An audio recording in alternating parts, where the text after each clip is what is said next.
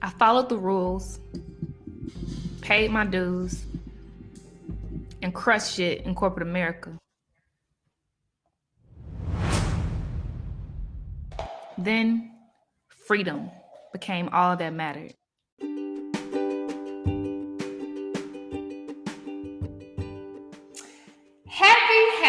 Happy Friday, everybody that's tuned in from everywhere. We have a special guest. So if you're tuning in from Twitter, we see you. If you're tuning in from YouTube, we see you. Facebook, we see you. All the places. We're so happy you're here. I am truly honored. I'm truly honored to welcome Kelley Nayo. I look up to her so much. I'm inspired by her so unpack her story and make her magical. Kelley, how are you doing today? I am doing great. Thank you. I'm so excited to be here. I'm inspired by you as well. So this is just going to be a fun day of the Mutual Admiration Society. Love it. I feel that. Love. So to start, I want to tell everyone how I came to know of the legend, the living legend, Kelley Nayo. But after that, if you could tell us how you got there, right? Like all of the things that led to that point. So everyone, when I was in the thick of all of the madness of 2020, right? Like all of us were, right? When I think back to seeing media cycles of us being slain over and over and over again, right? And when I was showing up for Zoom calls and last minute meetings and doing long hours to keep companies afloat, right? In the middle of a pandemic, right? With no pause given, right? To the things that were happening, the catastrophes, right? The terrorism that was happening on the outside walls, as we all were struggling with being isolated from the people that we love, right? And isolated from doing the things that we would naturally do to cope and heal and mend, right? I was on LinkedIn one day, a very sterile environment, an environment where, people are politically correct and all of the things. And I came across this post from Kelley Nayo, and she was boldly talking about how she had a solution for corporations to actually fuel the economic engines of Black and Brown communities. Like she said, I am curating boxes full of Black-owned businesses where you don't have to guess, right, how to, invest in our communities. How about you give this swag at your summits and at your company events, et cetera, right? And it was literally called Swag by Asayo.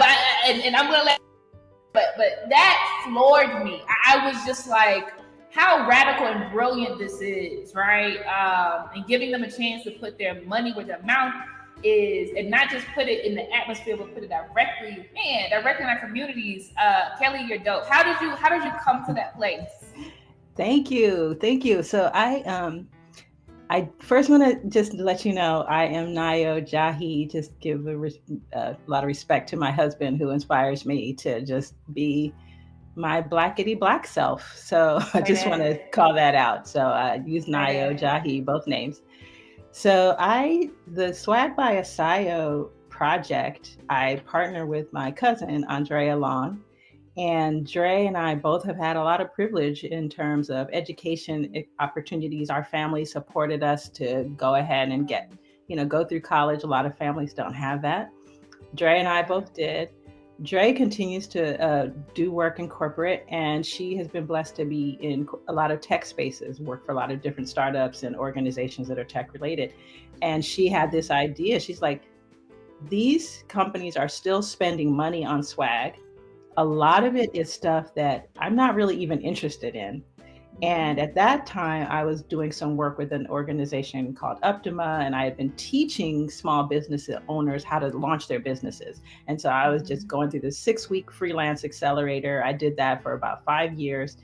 And we had this, so I knew a lot of businesses and I knew a lot of folks who were trying to start businesses. And because of the pandemic, they weren't able to reach the audiences that they wanted to reach. So I was like, well, Dre, I think we could start a business where we're putting together boxes and we're like the bridge between these corporations that have resources and these small businesses that just don't have access. So we really used our privilege to open doors for a lot of businesses. And it was, like you said, it was twofold, because the companies are happy to spend, but they just didn't know how, they just don't know how to access.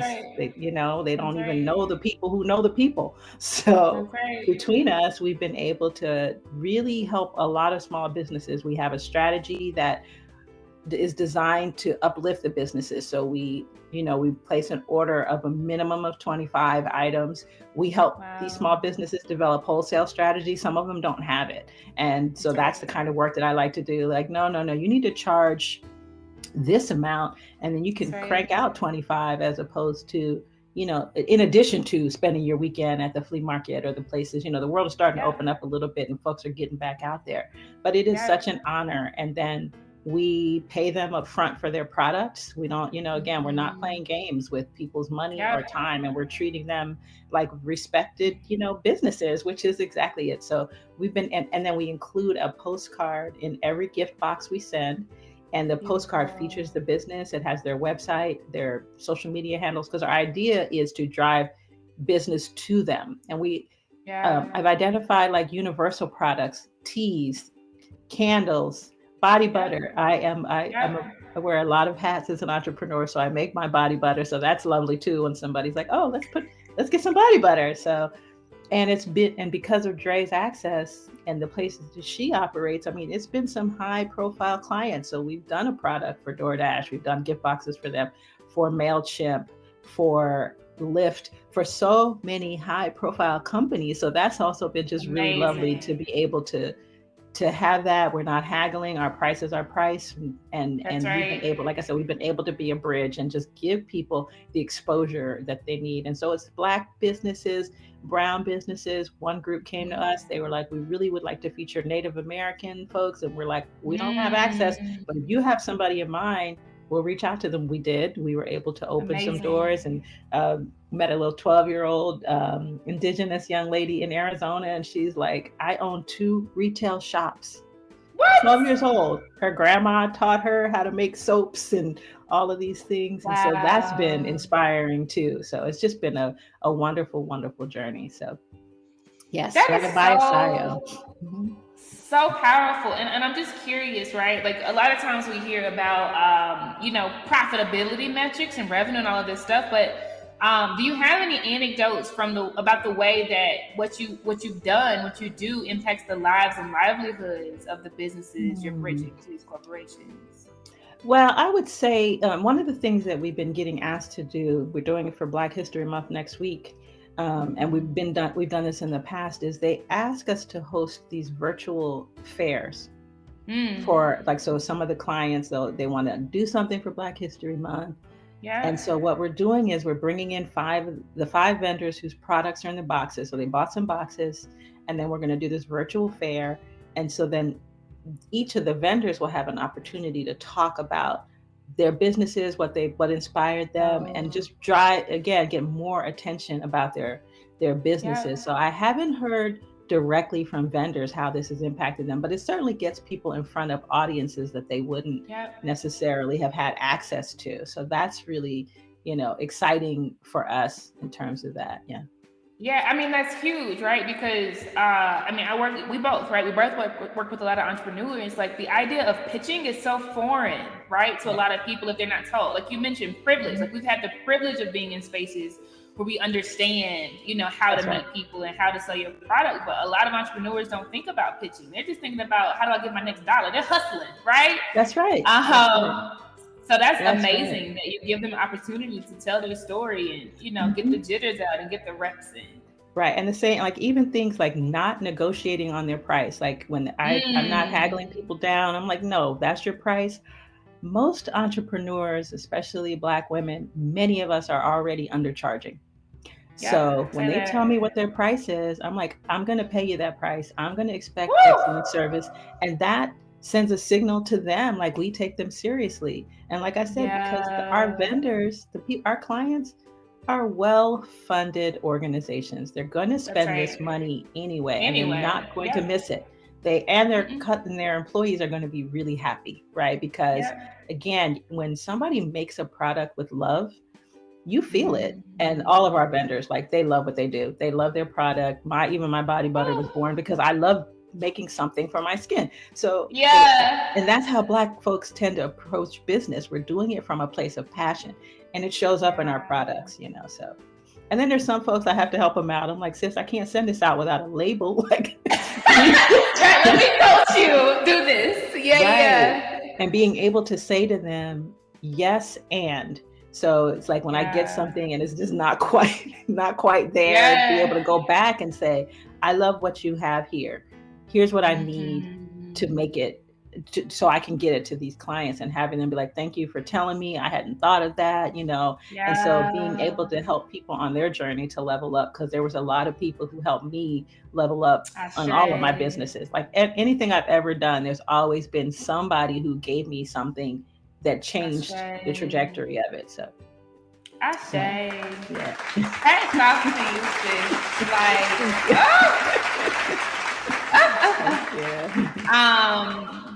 I'm sure you are transforming their lives. Like, it's not transactional, right? If you're not just taking and passing it along, like, it's not just transactional. You're developing relationships or nurturing relationships, not even developing, right? That's it.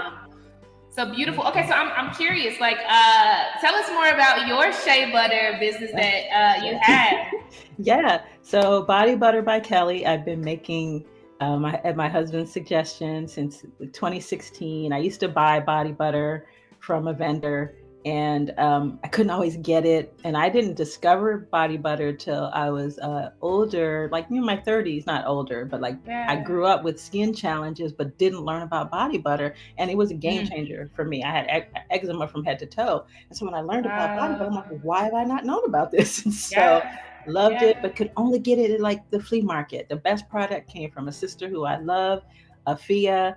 And she made the best body butter. But if I couldn't get to her, like, I would run out on Wednesday, and then I might get to the flea market on Saturday, and that would be the day she couldn't be there. And I was like, and I would actually have emotional stress around my skin. And my husband was like, can you make it? Like, you could fix this? And I went, I don't know. Can I make it? And literally that's how it started. And I, went to Dr. Google and found an abundance of body butter recipes online. I was like, I had no idea. And I just started playing around until I got what I wanted. And so I make 4 different scents. I have an unscented one for people with like really severe eczema, because you can't even sometimes even the littlest bit of lavender could cause an outburst. So I have an unscented one that I call Warmth. The one that I wear is called Love, and it's got frankincense and patchouli and rose. And then I have one called Wisdom, which is frankincense and myrrh, which is it's an ode to the Bible with the 3 wise men, the frankincense and myrrh. And then Joy is lavender and tangerine. I don't particularly wear that one, but there is a certain demographic of people who are like, ooh, lavender. So I don't wear it, but I made it because it's available. So the website is bodybutterbykelley.com. It's also on, I'm on all the platforms. And so I have a good amount of sales. A lot of it's in the catalog at Swag by Asayo, and a lot of people pick it for gifts for employees. So I'm able to help myself too. And then I have, folks that I sell to all around, and I just love it. I just am having a good time with it. And that's my body butter. I planned in 2020 to get it into spas. That's the place where I really see it could be, could really take off really quickly. And so I was going to go to all the spa home shows, all across the country. And I made it to one in February, and I was so excited. It was like and the world blew up. But it was a partnership with like Bronner Brothers and this face and body show. I was like, oh yes, I'm doing this. And that was February 2020. And I made a lot of connections. And then in March of 2020, things changed. So I still sell body butter. It's just not at the center as I wanted it to be at that time. And I can tell you love it. Like, your face just lit up, and as you spoke of all the different fragrances, like it's like your eyes are dancing. Super dope. And you said this term. I'm wondering if it's what I experienced. So I think you called them emotional breakouts. Are you saying like when you are stressed, like you get like physical breakouts? Yeah, and I don't get them anymore. And I'm just, I'm not saying it's the body butter, but at the, Yeah. at the time when I would have like a mental breakdown if I didn't have my scent, like that was what I was referring to. But I don't have breakouts now. I literally no longer have them. So yes, and so I used to get them, don't really have them. And most people who are challenged with eczema, it is directly related to stress, mental health, mental well-being. Absolutely. Yeah, absolutely. But I don't deal with those kind of breakouts any longer. So the body butter works. Okay, but I need to put my order in and get them sent to Africa, because I today I have stress breakouts, and they'll come, and they always come in consistent places, right? And I haven't had a doctor diagnose it the right way, right? Right. But they'll come in the folds of my arms. I'll notice it, right? And they blacken after the bumps, That's like it. kind of Yes. die down, and then they'll come on my hips, and then if the stress doesn't come down, it comes on my neck, on these sides of my neck. Same places every single time. And I never associated with the eczema. Yeah, that's exactly what I used to have. I mean, I do not deal with that, but I used to have really intense breakouts. Yes, absolutely. And and then doctors prescribe things, but what's so amazing about body butter? So let's talk about it. The ingredients, there's only 4 ingredients. So that's the first piece for our skin, is that especially if you have sensitive skin, the fewer the ingredients, the better. Just like your body, just like what you're eating, what you're putting in, the fewer the ingredients, the better. So it's cocoa butter, which has a lot of properties. Shea butter, which I did get. I came home from Accra in 2019 with a lot of shea butter. Yeah, like everybody lives with a bunch of shea butter. Yeah. It was for my bill. I was like, I still have some down there. That's amazing. Coconut oil and olive oil. That's it. And that's the ingredients. And so there's so many hidden ingredients and things that are promoted for sensitive skin, and or it's a prescription, so it's expensive. And so all of those things really mattered and went into what I was thinking about. And so those things, unless you have nut allergies, tend to be very very cooperative with your skin. It will just drink in the moisture, and it will really clear up a lot of things. And so for me, the reason why the scents became important is because as a kid, I couldn't wear, like everybody's wearing Gina Tay or whatever little drugstore colognes were. I couldn't enjoy any of that because it would actually just burn my skin, even if I wasn't having a breakout. So being here in the Bay Area, I would go to Berkeley and get some essential oil and then mix it in my Lubriderm. But Lubriderm has drying ingredients. Most over-the-counter products are going to have alcohol, which is drying. So that's going to be horrible for your eczema. And there's going to be alcohol ingredient in most over-the-counter ingredients, most over-the-counter moisturizers. So this is why I just love the body butter, because your skin will absorb it. Like Eucerin and some of those products are good, but they might be sticky. And your skin just won't absorb all of it. But cocoa, shea, olive, and coconut oil, your skin will absorb all of it. And it is a game changer. Like I will put money on them as a moisturizing benefit for whatever you're dealing with in the creases in your arms and on your neck. Those are my hot too. Man, this feels like a big hug from my big mama. Like how she just knew what to do. She knew how to go in the kitchen, but like post that era, like we don't know. Like we've been indoctrinated to go, so they always prescribe hydrocortisone. And maybe they don't want to tell me what natural ingredients to use because, like they need these kickbacks, right? This is so helpful. I think I'm in the right place to get all of these ingredients like easy, right? That's right. That's right. And that's the thing too. I mean, I believe in such an abundant universe that if you have the patience, I'll be happy to tell you how to do it for yourself. Amazing. Like there's no shortage of resources, and I am happy to share that. So if you have I literally melt it all down and then freeze it, and that's it. And I take it out. I mean, I'm telling you, because I'm recovering from one right now. You can see. Yeah, I can see it. Whenever okay, beautiful. Okay, so thank you so much for that. Yeah. So you have another business that I'd love for you to tell the audience about, your consulting business. Can you shed some light on that? Yep. So my other business is Nayo Partners, and that business I've had since 2009 on this theme of being free. In corporate, and said I had my third baby came. I had 3 kids. My oldest was 5. was born. So I had 3 young people, and then shifted to a period of time where I was the only adult in the house. And I knew that I wanted my resources to I wanted to pour into my kids. When I was in corporate, I was still working with 3 kids. I felt like they were getting all my leftover energy, like at the end of the day. And a friend of mine said to me, she's like, you could be running a multi-million-dollar company, girl. And I was like, you know what? I am. I'm going to run a multi-million-dollar people. I'm going to figure out how to invest in these people and put their well-being first and earn money. Money will come, but I'm going to figure out how to give them the best of myself. And so that's how I started with Nayo Partners. I started with 1 client and then realized I wanted to create a business. And so I've been so blessed since I've had this business. And sometimes I do the W-2 thing, sometimes not, just kind of go back. You got to do what you have to do when you're trying to raise kids and take care of their needs in the most expensive regions of the Bay Area. So I just decided that I would, I've been blessed. All of my clients have come word of mouth. I've had 1 or 2 that did not, but I have just been blessed to just have a steady flow of clients, great projects that are really serving the community, that are doing great things. And it is just so rewarding. Right now, all my clients are Black folks, Black-owned businesses that are really successful. So some folks I'm helping scale. Some folks I'm just helping stabilize some things, helping them with some social media. It is so great. I literally love it. It is, entrepreneurship is not for everybody. I have my contract through June. I'm not sure what will happen, but that's how it is. Yeah. If the universe has proven to me, if it shows up like it has, the Creator keeps blessing me with so many phenomenal things. Like I have gotten to the point now where I don't worry about it. So that's my business. My son works with me part-time. So that's like a beautiful piece of it. I didn't see all that at the time. I was just like, what can I do at home so I can give my kids their best?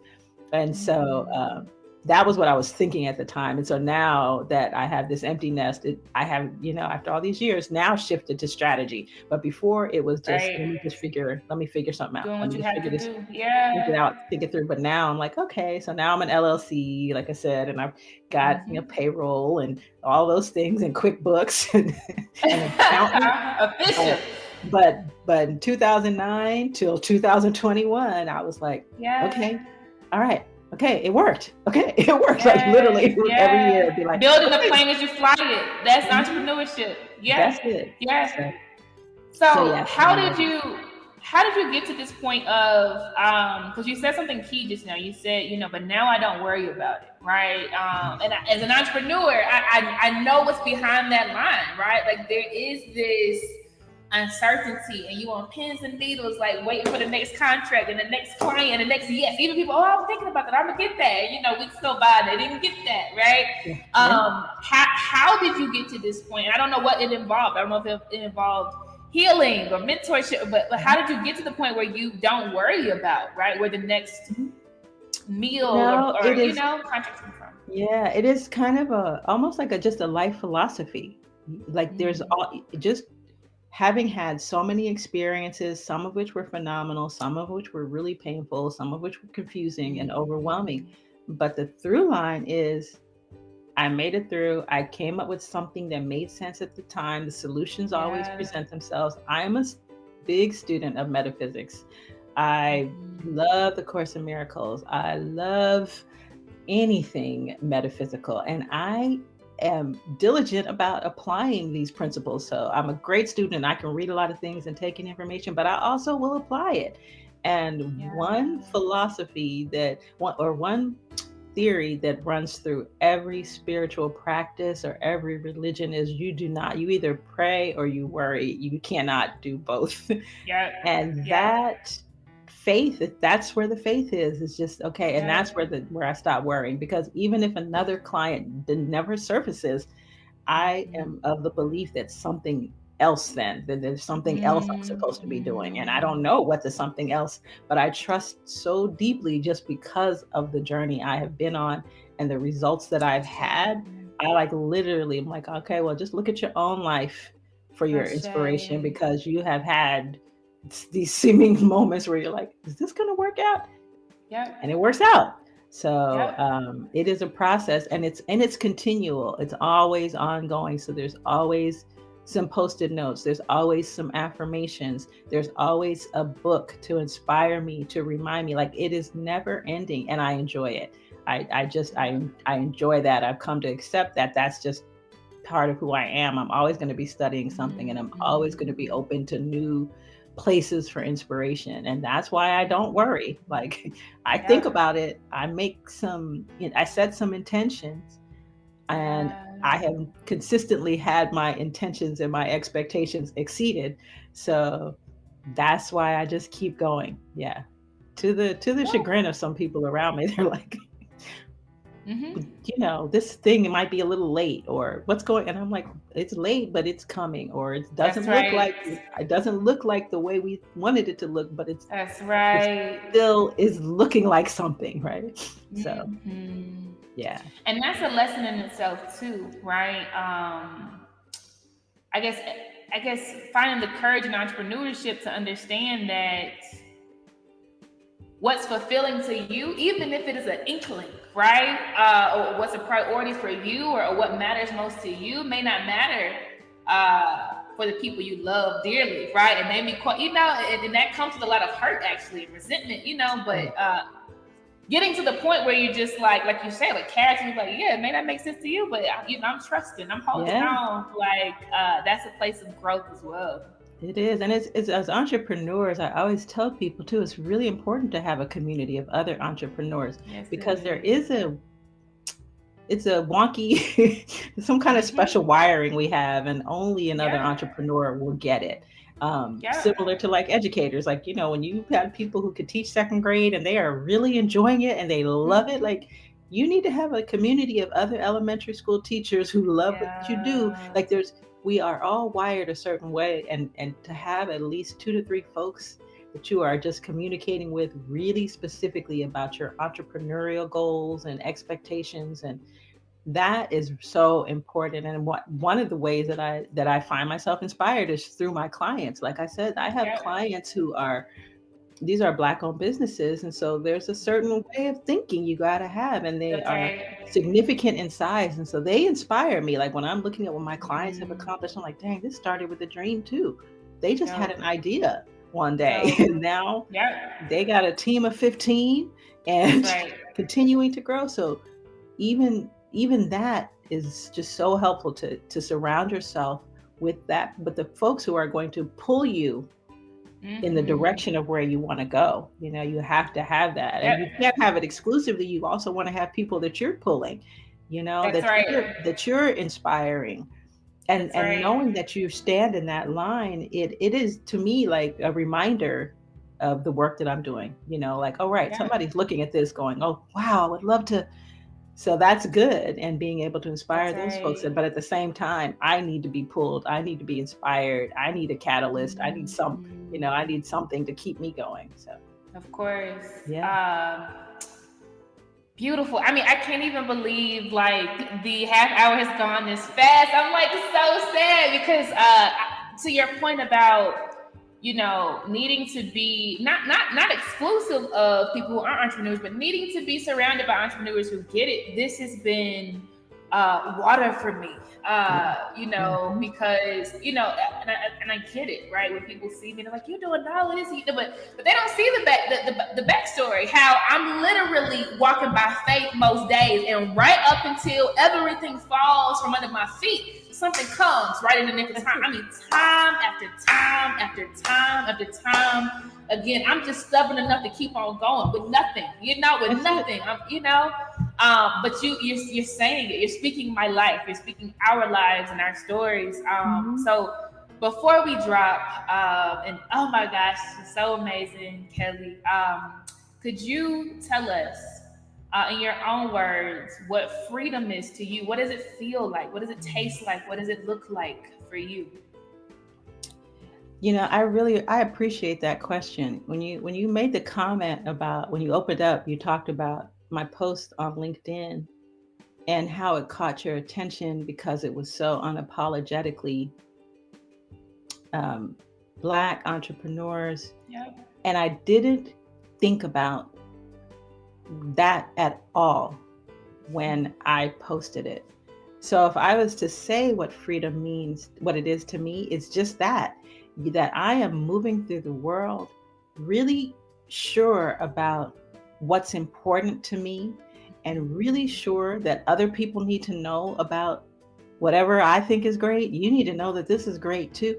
And it never occurs to, the freedom is that, like, not worrying about how it's received. I did not even contemplate that LinkedIn might not be the right place for it. So when I hear you talk about it, it's like, yeah, I just do what I'm doing. I'm just saying what I'm saying. I am doing things that I believe in, that matter to me, and my ability to do that is what, for me, is a part of the freedom that I represent. Are you crying? I'm crying. I'm just so grateful, right? Because in this season of my life, I needed every word that you said today. Like, every word, and I think your definition of freedom is beautiful, where you could just be. You just show up and you have no idea how grand that is to somebody else, but you're just that free, where you're just being yourself. You didn't have to muster up anything or psych yourself out. Thank you so much. Your words transcended the things we talked about. Like, my soul needed it, and I'm sure a whole lot of other people's souls needed it too. So love you, Kelley. I mean it. Thank you so much. Thank you so much for having me. Oh, I'm so grateful. Thank you. And wow. So glad to be here. So honored.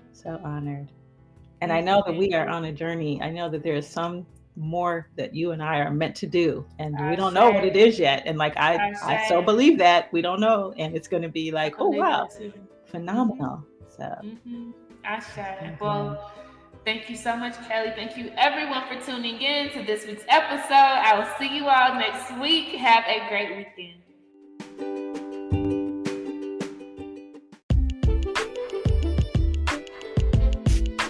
Blaze Business Intensive is the 6-week business management course for Black women. Enroll today by going to blazebusinessintensive.com.